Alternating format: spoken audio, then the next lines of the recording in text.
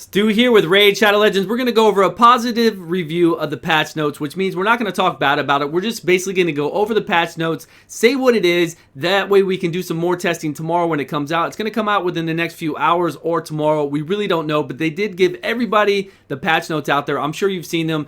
They've been given to the moderators, to all the YouTubers. We're able to do whatever we want with them. So I'm doing a video now just to get it out there. Once in a generation, the greatest of summoners of Satalia must arise and test themselves against a series of daunting challenges set by the Arbiter. Those who emerge victorious from this crucible shall reap rewards beyond imagination. What they're talking about, and even if you're not that strong, you can reap rewards. They're talking about the Battle Pass. So the Battle Pass is here. It's just like all those other games that we talked about. You have challenges to do daily. You have challenges to do weekly. I think you only get the weekly challenges if you have the gold portion of the battle pass, but we'll talk about all this. So here it is. Available to the core is available to all players, so everybody will always have these battle pass challenges to do. Battle points that you'll gain battle points for daily, and you can win core battle pass rewards. Now the core battle pass rewards are probably going to be, you know, like 10,000 gold, and then if you have the gold portion of it, the paid portion, you can get 200,000 gold. And they'll always let you see what you can get, because even though you accumulate it over time, you get points for this. You'll do the core portion, and even if you don't have if you haven't paid for the gold, they'll still show you the gold rewards. That way, if you ever do want to pay for the gold before the season ends, you'll still be able to collect everything that you've gotten up to. They'll still have it there. Don't worry, you won't have to redo it. You'll be able to collect it. They want to entice you with what's there, so they want you to collect this. I don't mind this at all. This is actually pretty good. I like to come into the game and have things to do. This has been good in any kind of game that they've had it in. They even have it in Epic 7. This is also really good in any kind of shooting game that you've seen. You just do challenges. You get points to unlock, right? You bring up that experience bar. Once you hit those tiers for those new rewards, you claim those rewards. Usually, it's not that expensive. You know, it might be like $19.99, and you get it for a few months, 3 months or something like that. We'll have to see how long their seasons are, and then you get pretty good rewards from it. So I'm hoping it's cheap. We'll have to see, and I'm hoping the rewards are at least pretty interesting, but not too overpowered, right? Give us some gems, give us some champions, give us some whatever else, but don't make it too crazy.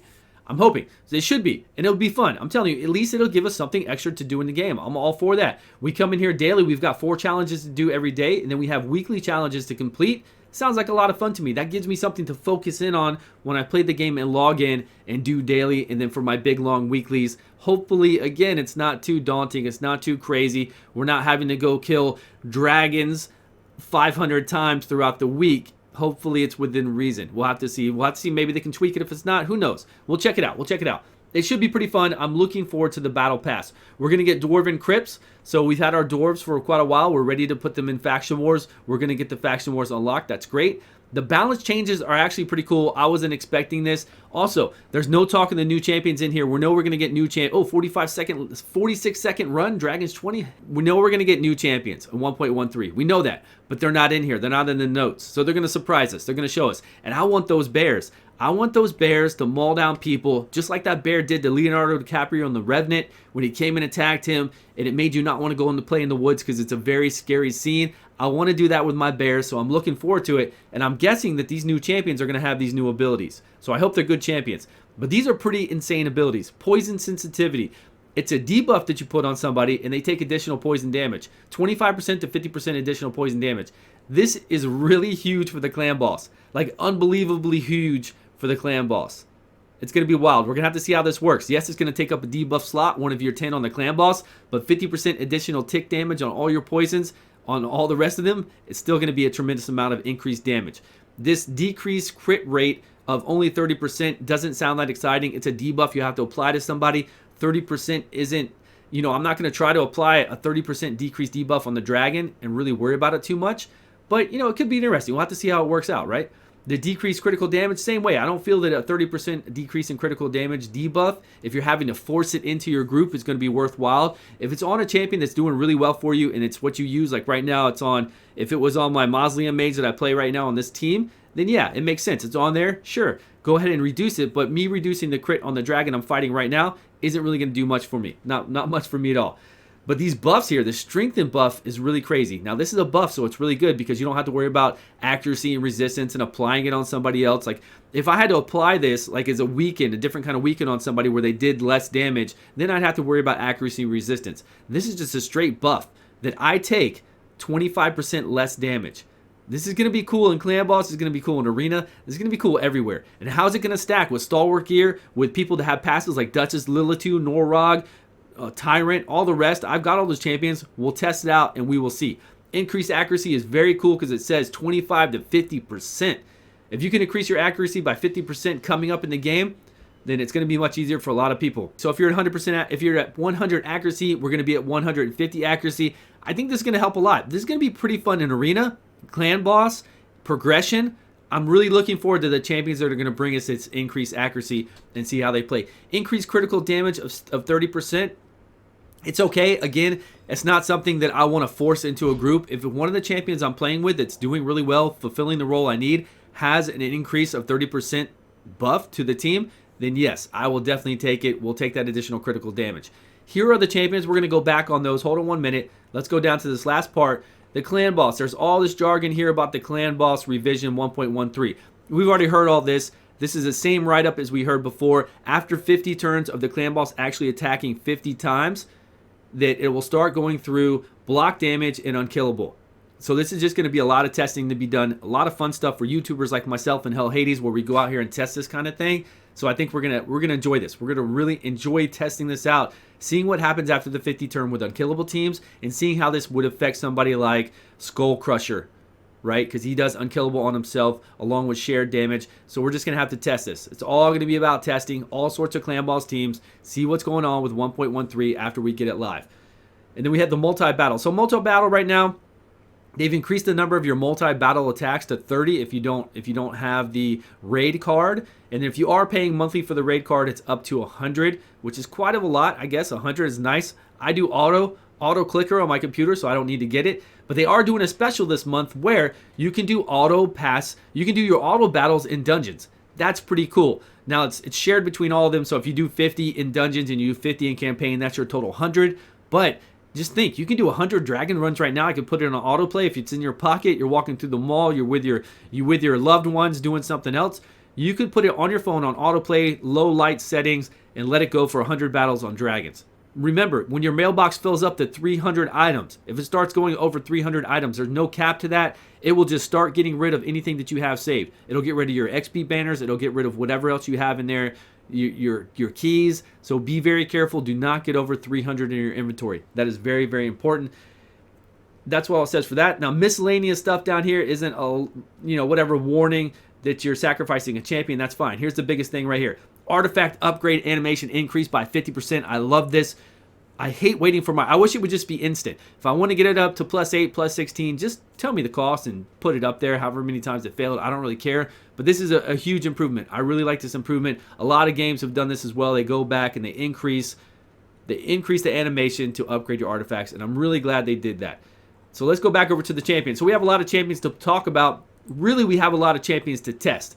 Okay, there's not a lot. There's not that many at all. It's just a few that they actually talked about. But we do have them to test out and see how they're going to perform. I don't know how they're going to perform yet. It's not out. But when it is out, we will definitely get in there and try to go over all the champions I have or champions you have and you let me play with, things of that nature. Angar. Angar doesn't look that exciting. He looks better, yes. But it's all about his damage. His damage was so weak before. He's a Void Legendary Champion. Now it scales off of HP alone. I think before it was HP and attack. I hope that's with all of his abilities, that they all scale off of HP now. That's his A1. A2 attacks all enemies instead of just 2 random ones. Amazing. Places a counterattack buff on himself and 30% reflect damage on this champion for 2 turns. So I'm really hoping that hits hard now and not like a wet noodle before. Before you could load him up on HP or load him up on attack or both. It didn't matter. He did not hit very hard. Increased damage reduced. He's got this A3, which increases the damage reduction. Now each hit taken will reduce damage by 5% up to 30%. So he doesn't sound amazing yet, but we're going to have to see him in play. We're going to have to see how it plays out. Foli, we pretty much knew this was going to happen with Foli, that this portion of his skill would be changed. I did not think that they were going to increase right here. Attack all enemies and decreases their turn meter by 15%. And then attacks the targeted enemy. That's pretty wild. So now he's going to AoE and then attack somebody afterwards. Attack the targeted enemy afterwards and decrease turn meter by 15%. I hope this works on the Ice Golems now. It's an AoE, so I doubt it will. But it would be really cool if it worked on Ice Golem for him to, kill the side minions and keep them dead. That would be very, very good. Enemies killed by the skill cannot be revived. We don't have to worry about having those debuffs up that he had before. Sealed Fate is the name of it. I'm excited to play Foli. I really am. His base speed was increased from 94 to 100. Another very good improvement. Satalia, I have 3 of her. I'm ready for her to be decent. It sounds like she's going to be crazy good, but we'll have to see, because I don't know if I really believe all that, like how this is written. I'm not really sure.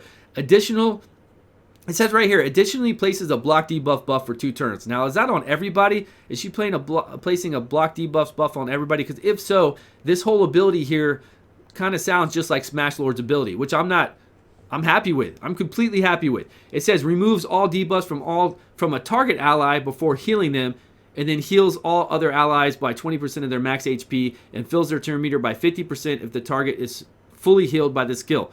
So actually, it sounds like she's only removing debuffs on one target and then before healing them, and then heals all other allies by 20% of their HP and fills their turn meter if the target is fully healed by this skill. Okay, so I have to fully heal one person, but I remove all debuffs on them, and then if I do, and then everybody gets a 20% HP heal, but if I fully heal that target, they also get an increased turn meter. So it is different, but do they all get a block debuff buff for 2 turns? That's what I want to know. If they do, that's going to be insane. That's going to be sweet, because look at her different ability down here. Aggression has a 75% chance to remove all buffs from all enemies. Now, usually when it says 75% like this, it's not considering the additional percentage you get from skills. So don't worry. This should be 100%. She should say in her skills, you know, when you get tomes in there, that this will go to 100%. 100% chance to remove all buffs from all enemies, then decrease the turn meter of all enemies by 10%, fill the turn meter of all allies by 10%, also decrease the turn meter of all enemies by 20%, fill all allies for 20% if 5 or more buffs were removed. Pretty cool. I'm excited to see this in Arena. We're going to have to see how it plays out with her and do some testing. Shamrock, I don't have him. He sounds pretty cool now. He has an additional chance to steal a buff on his A1. His A2 will give you a guaranteed everybody increased defense of 60%, and then guaranteed give you a speed increase of 30% if whatever champion has 50% HP or more. If they have 50% HP or less, they'll get a revive on death buff. And then you have an odds chance, like a 50-50 chance to get an increased crit rate or a continuous heal at a 50% chance as well. Now, I don't know if he has additional things to bring that percentage up or not, but it looks pretty good. And that's kind of what we wanted from Shamrock. We wanted some decent buffs that would always be there, and then we wanted something else that was on a variable randomness that would make it even sweeter, almost overpowered if you hit enough of those numbers. But we'll have to see how it plays out. This doesn't sound amazing, but it could be. I don't have him. We'll have to see. Because the passive is interesting too. Additionally, fills the turn meter of all allies by 50% if an enemy's turn meter is below 50%. That sounds pretty wild. That's uncatchable. Is it going to work on different? Like if you have additional enemies under 50%, if you have 2 or 3 enemies under 50%, are you going to keep increasing the turn meter? I don't know. We'll have to see how it works. Torm in the Cold was not changed enough, I don't feel. We're definitely going to do arena battles and test him out, and we're going to talk all about him. It just says now does not work. His passive now does not work on effects from artifact sets, which is very good. Turn meter fill effects from masteries, healing from masteries, or other buffs or effects that take place at the start of the round. Still a lot missing from Torm in here. There are so many champions that do things that aren't at the start of the round that they have no control over. Like healing Anithwi, healing himself when he kills somebody. I'm just using him as an example. There are other champions that do that as well. Don't take this as, oh, that's a legendary, or whatever else. We've got other ones out there that do a lot of things on their A1 that either heal, put up shields, or do, some kind of buff, give themselves increased attack on their A1. Tormund still is going to have a chance to freeze them. Give themselves, even somebody, Excruciator, or what's her name? The other one just like her, Crutrexa. They do other things within the battle to put up buffs on themselves, and Tormund can still freeze them. It makes no sense at all. So we'll have to test it out and try it out. Remember, this is a positive review. We got to stay positive. Let's move on. We have to move on to stay positive. So Yannicka. Yannicka looks pretty cool. I'll admit, she looks pretty nice. Attacks one enemy on her A1 2 times. Each hit has a 50% chance to place a leech, but she's going to attack everybody 2 times if she's under Veil. So we'll have to see how hard that hits. Could be really good. Her baffling speed now, where she gets that Veil for 75% chance. Ascended, it's 100% chance, and it looks like you get 100% chance to take an additional turn. I'm not sure if it was that way before. I don't have her, but taking an additional turn, getting the buff up, sounds really nice. And then this Judgment one, now ignore shields buff on enemies, so she'll go right through shields. Also remove shield buff from the target if this champion is under Veil or Perfect Veil, and then deals damage equal to 15% of the value of the removed shield. That could be a lot. I've seen shields on like half the champions out there that are half of their life. If she can remove it, gotta have accuracy to do that against her resistance, right? But if she can remove it, 15% damage off of that shield, could be a lot of added damage. Could be a lot of added damage. So we'll have to see how it goes with her. So that's all I've got. Sorry I had to read over them this plainly and go over it. I hope the patch is out in the next couple hours, or I hope it's, I hope it's sooner than that. We'll see.